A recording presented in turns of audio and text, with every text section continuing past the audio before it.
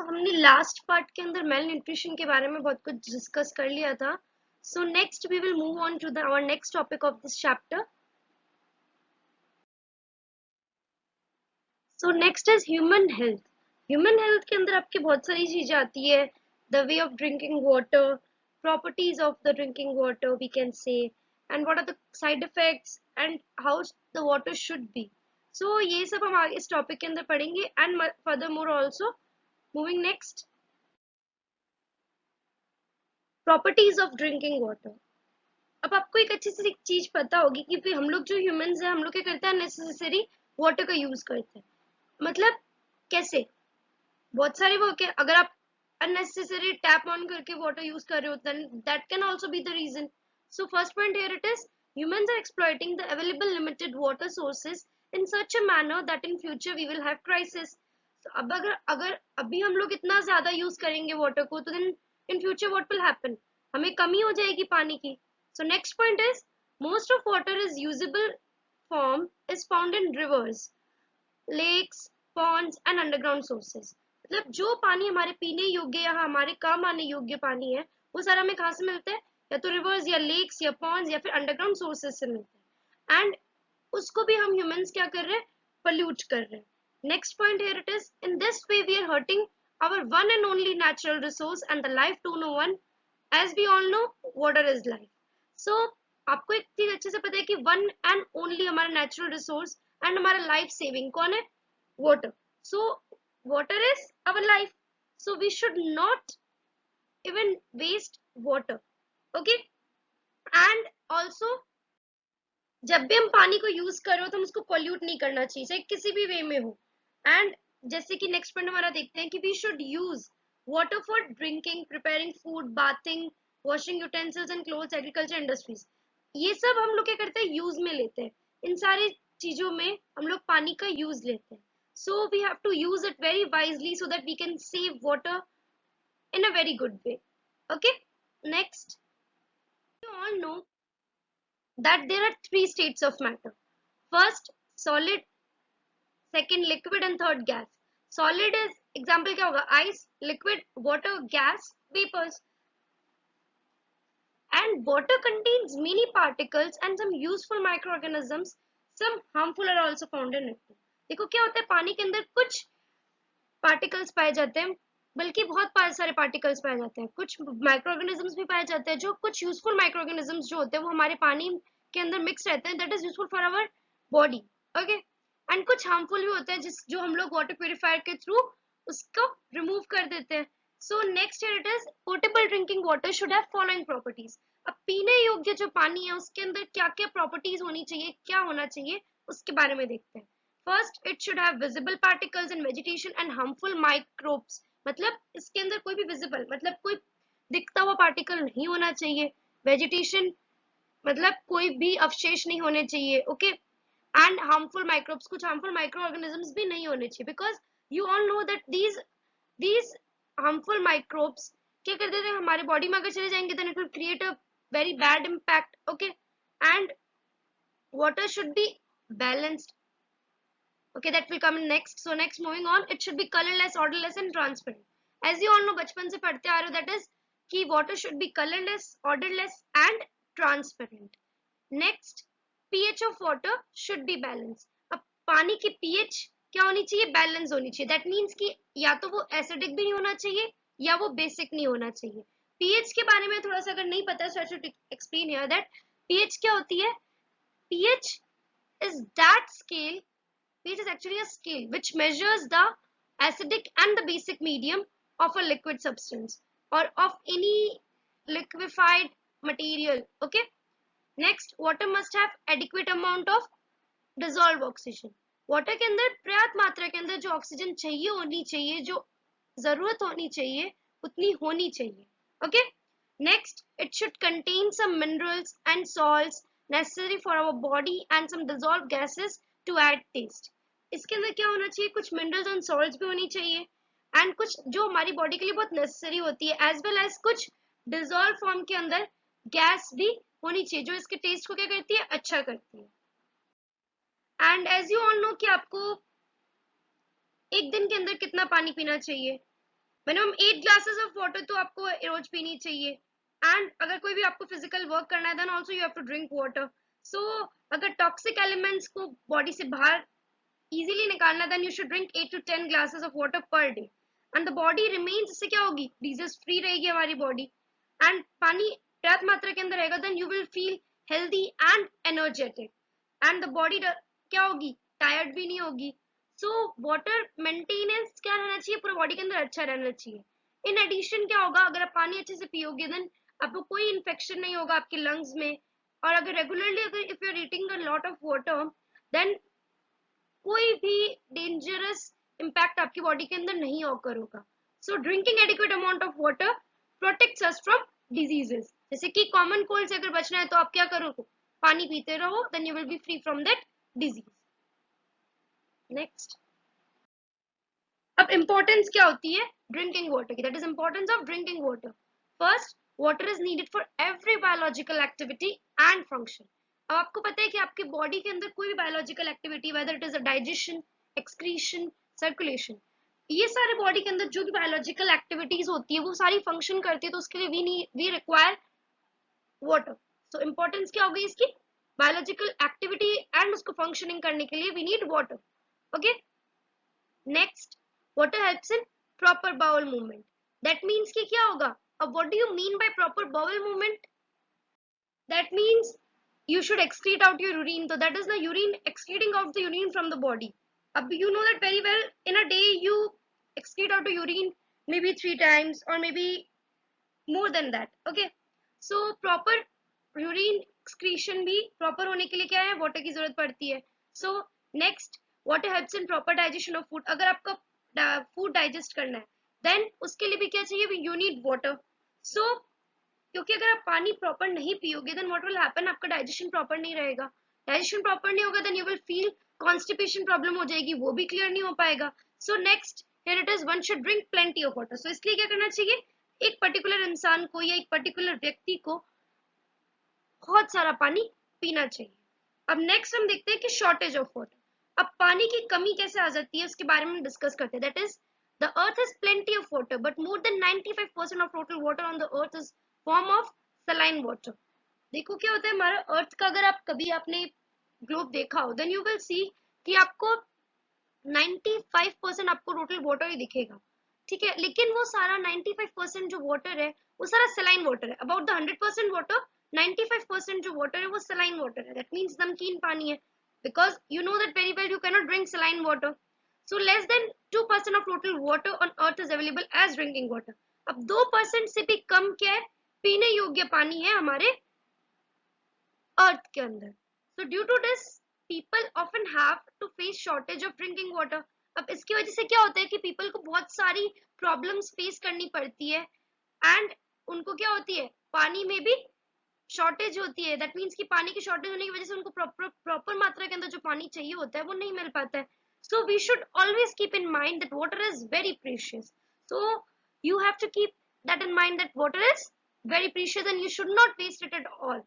Okay, next, harmful effects of drinking water. First इसके अंदर आता है कि हम पहले एक बात करते हैं कि अब हार्मफुल इफेक्ट्स क्या हो सकते हैं।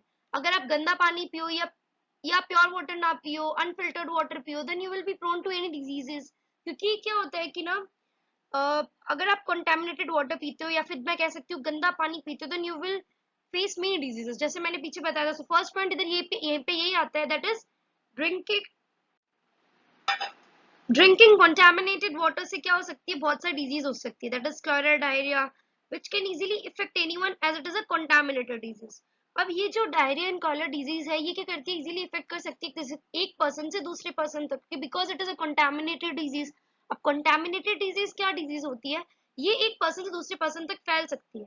अगर उसके कांटेक्ट में अगर आप आ जाते हो, वेदर यू टच हिम और टच हर, या फिर आपके उसके आपका ब्रीदिंग कांटेक्ट है, या फिर आपका कोई उसकी यूज्ड चीज को आपने यूज किया है, then also you will be affected from the disease. Okay, so next point here it is, it may cause dangerous disease like, अब ये कुछ dangerous disease के नाम है यहाँ पे, that is hepatitis, flu, typhoid and jaundice। ये कुछ disease भी हो सकती है because ये disease ऐसे तो आपको लगेगा कि it is a normal disease but no, ये सीवियर हो सकती है। अगर ये डिजीज अपनी एक्सट्रीम कंडीशन में पहुंच जाती है then a person can also die. So इससे हमें ये पॉइंट तो समझ आता है यहाँ पे कि we should drink filtered water so that it will be free from all the impurities. Okay, next it Dracunculus medinensis. Okay, Dracunculus medinensis या मैं इसको कह सकती हूँ गुनिया वर्म, ये एक निमेटोड। गुनिया वर्म एक निमेटोड है जो कि प्लेटीहेलमिन्थेस या एस्केहेलमिन्थेस में आप लोगों ने जो पढ़े होंगे उसके अंदर आपने वर्म्स के नेम पढ़े थे, उसी में से है ये एक विच ले इट्स एग इन वाटर। अब इससे हमें क्या समझ आता है कि ये अपने अंडे कहाँ पे देता है, पानी के अंदर देता है। दैट मीन्स ये पानी को क्या कर देता है, खराब कर देता है। Using this contaminated water causes dracunculiasis. Okay, dracunculiasis और गुनिया वर्म डिजीज और नारो डिजीज। ओके, अब इसका नेम तो हमने पढ़ लिया बट ये डिजीज एक्चुअल में क्या है इसके बारे में थोड़ा सा हम लोग देख लेते हैं। देखो व्हाट हैपेंस, ये ड्रैकनकुलस मेडिनेंसिस में क्या है कि एक फीमेल हमेशा क्या करती है, अपने एग्स देती है पानी के अंदर जाके, एंड अगर ये होस्ट के अंदर पहुंच जाते हैं, दैट मीन्स कि अगर ये ह्यूमन बॉडी के अंदर पहुंच जाते हैं then what will happen, it will spread this disease. And अगर फिर ये डिजीज एक पर्सन से दूसरे पर्सन फैल गई, कैसे फैलेगी, अगर कंटामिनेटेड वाटर है उसने पी लिया तो उससे क्या हो जाएगी कि और पर्सन को फैलेगी। सो ऐसा ही कुछ हुआ था हमारे राजस्थान के अंदर, जिसको मैं कह सकती हूँ 2000 के अंदर हुआ था, दैट इज 2000 ईयर के अंदर ये हुई थी। और ये इसमें क्या थे कि बहुत सारे लोग इसके शिकार हो चुके थे। So this disease has created great havoc in the Rajasthan.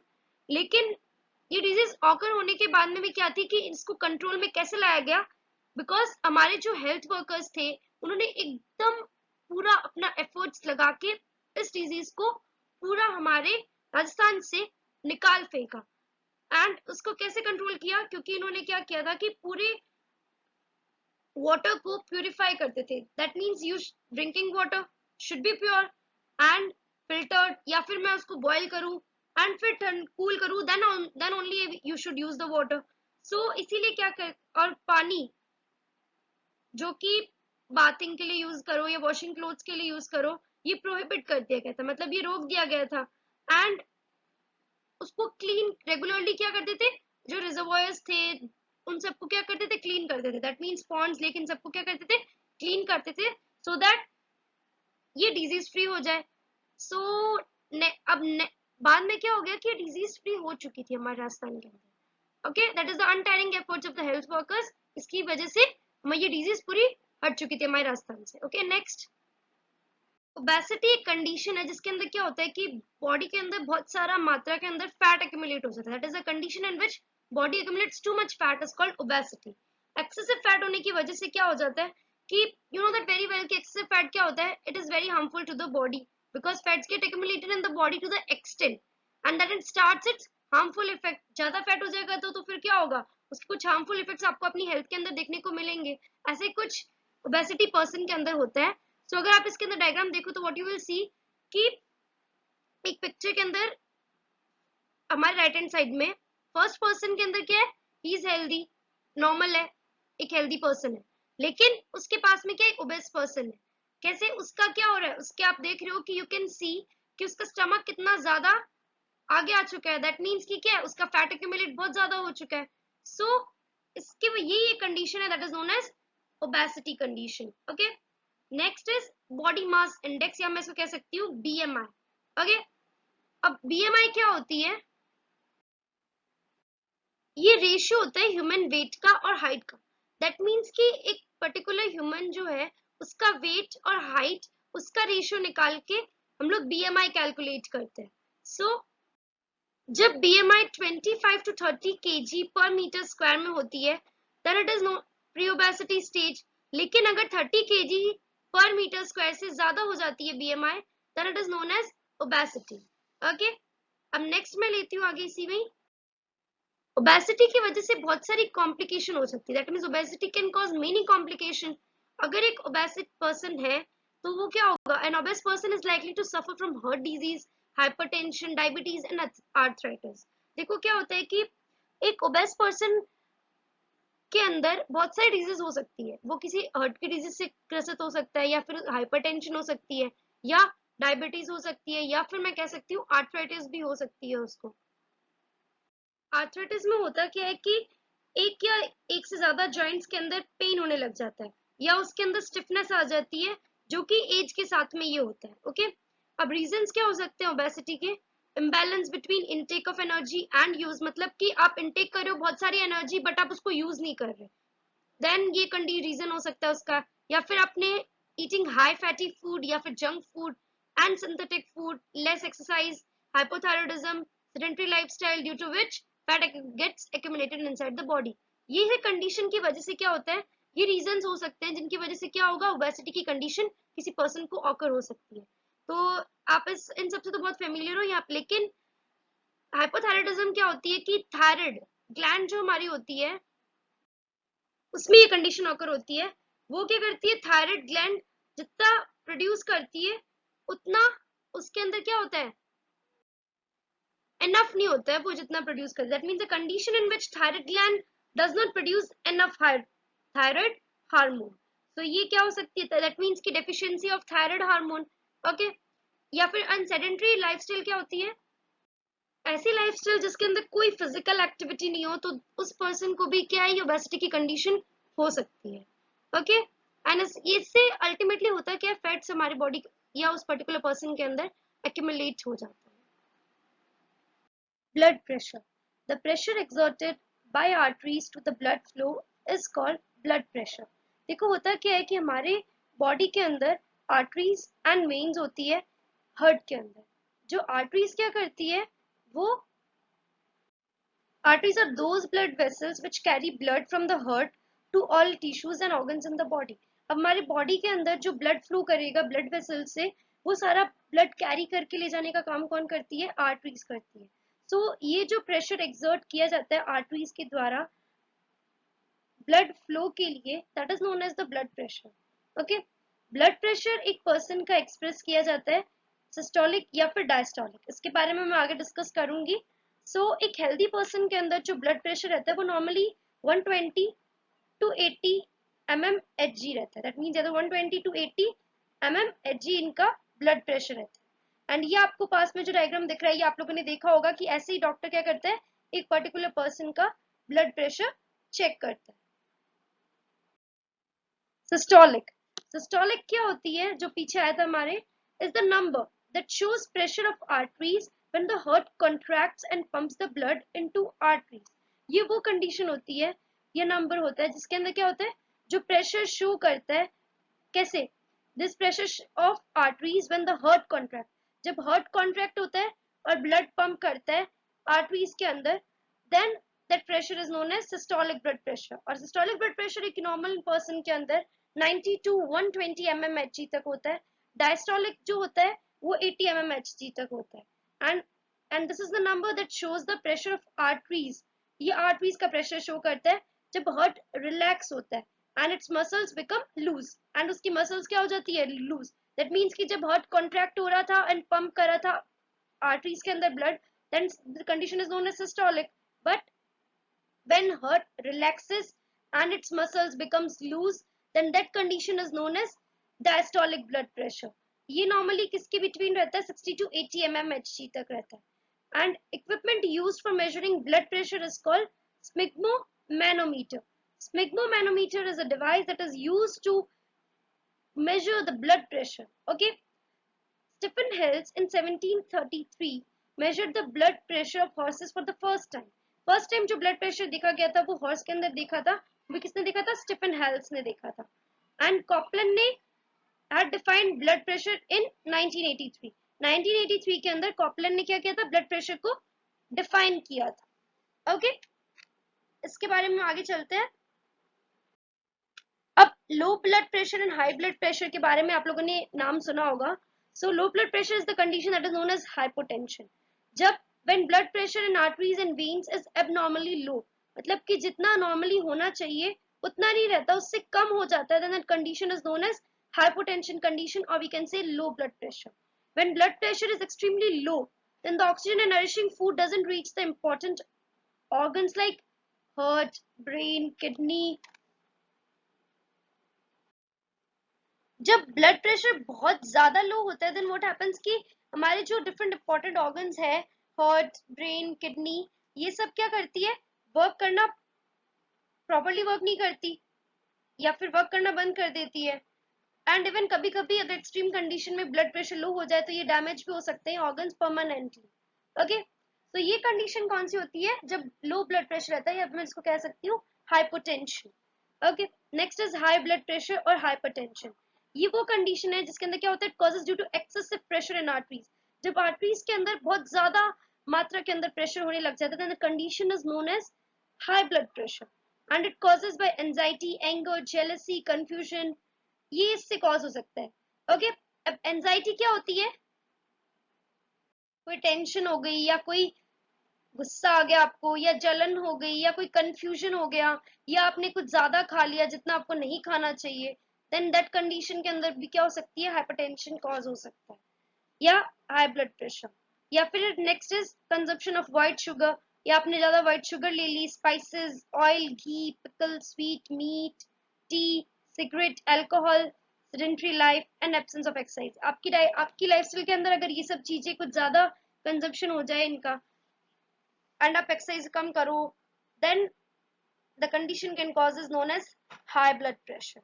Okay, next, normally high BP को कंट्रोल करना बहुत जरूरी होता है, दैट मीन्स कि हाई ब्लड प्रेशर को कंट्रोल करना बहुत जरूरी होता है। सो उसके पॉइंट्स हम आगे लेते हैं।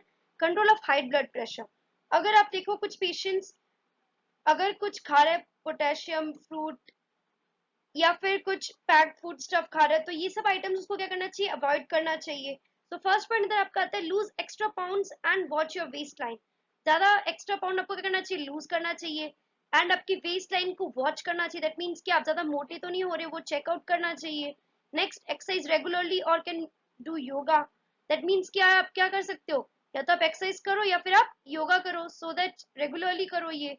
एंड एक हेल्दी डाइट लो, आपकी डाइट के अंदर प्रॉपर अमाउंट के अंदर जो फूड होना चाहिए, एक बैलेंस डाइट होनी चाहिए, वैसी आपकी डाइट होनी चाहिए। अगर आप सोडियम कुछ ज्यादा ले रहे हो अपनी डाइट के अंदर, तो वो आपको क्या करना चाहिए, कम करना चाहिए, that is reduce sodium in your diet.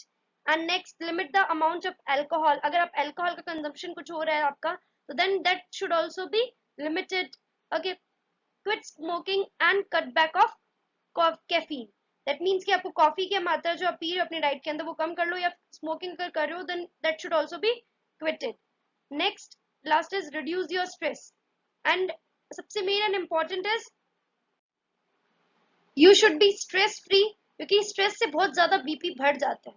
So it is better to control the high blood pressure and which should be done regularly basis and as well as high blood pressure को control करना regularly, उसका diagnosis timely उसका diagnosis करवाना बहुत important होता है to maintain a healthy lifestyle.